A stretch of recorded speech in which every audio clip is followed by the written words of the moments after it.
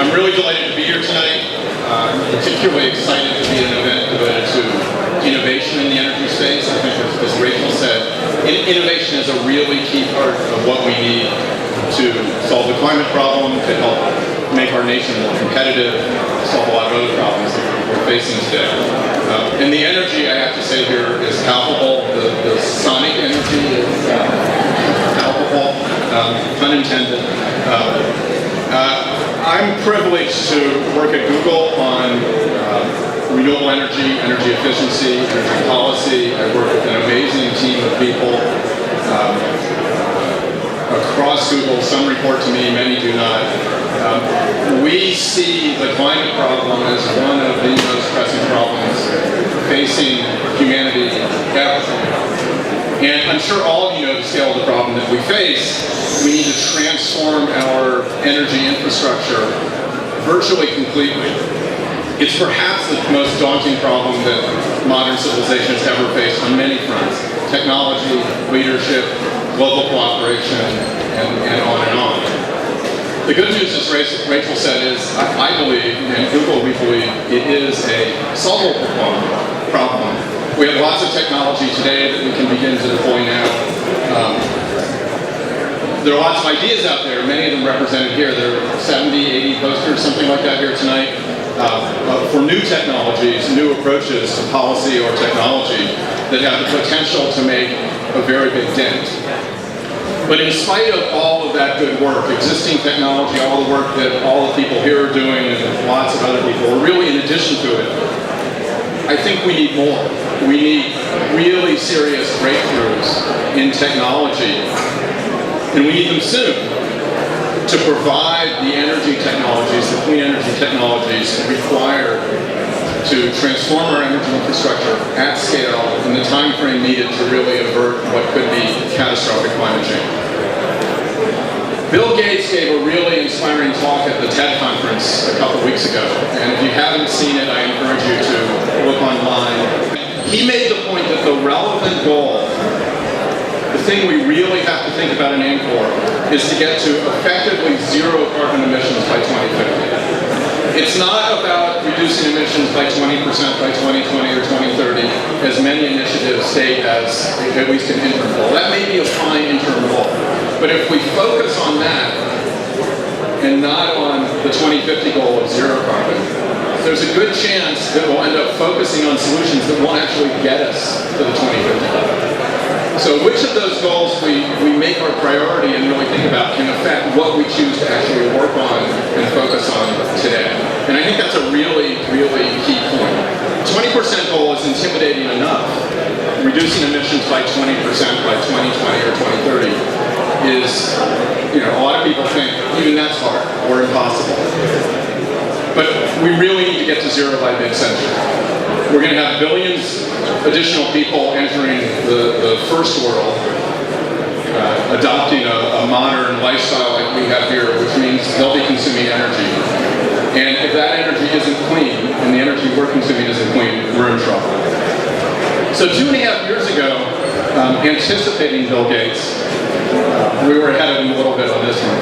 But we launched what we call the RE less than C initiative.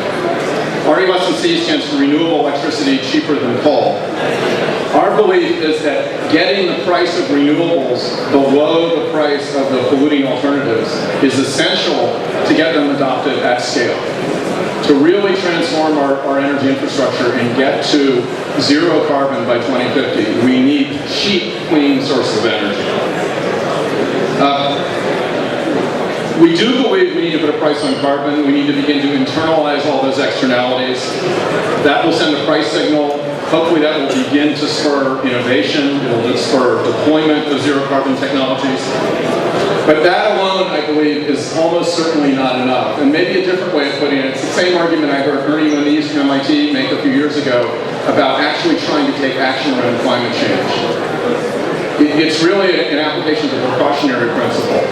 If we fail to take action because we think maybe climate change isn't real and we're wrong, the consequences are enormous. In the same way, if we rely solely on a price signal on carbon, that in particular for a number of years is unlikely to be a very strong signal, and assume that will spur the innovation that we need, and in 20 years discover that we're wrong, it's far too late to fix things. So I believe we need to deploy many policy mechanisms, and one of the most important is investment in technology innovation, directly investing in the innovation to develop the technologies we need, not relying on a price signal and hoping the market will spur the right innovation.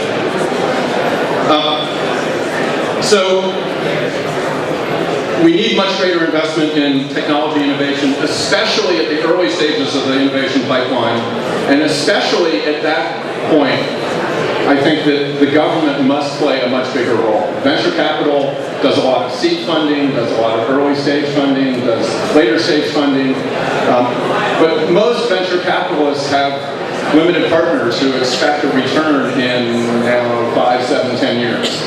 And many of these technologies, many of the innovation that we need to work on, you won't see a return for possibly 15 or 20 years.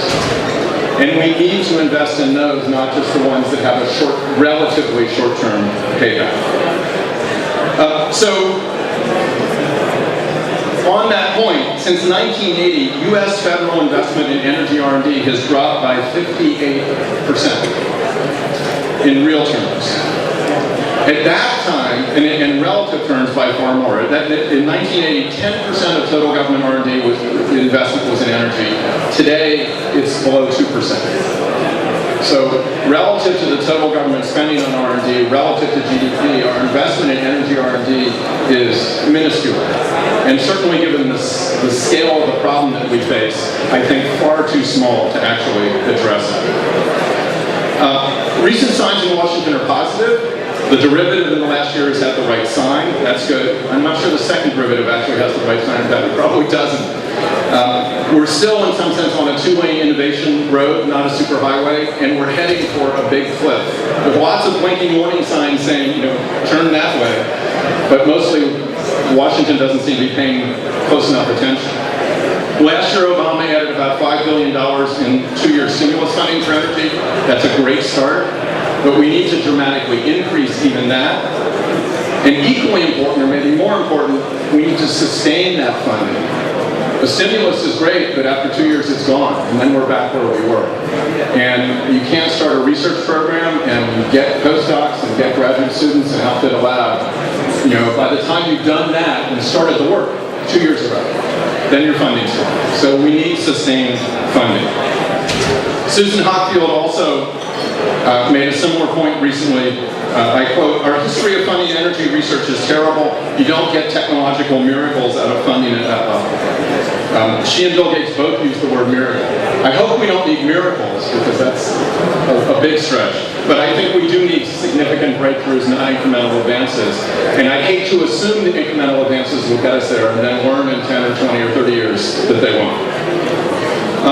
Hockfield called for a federal funding effort modeled on the National Institutes of Health, which has had a budget for years in the neighborhood of $30 billion per year. And in the last couple of years, that's actually seemed like a really small number in Washington. These days, now that we have historic deficits and seem unable to spend money on much of anything, that's a pretty big number. Last year, I think it might have been in the campaign, Obama called for $150 billion over 10 years for energy R&D. And some experts go even further than that.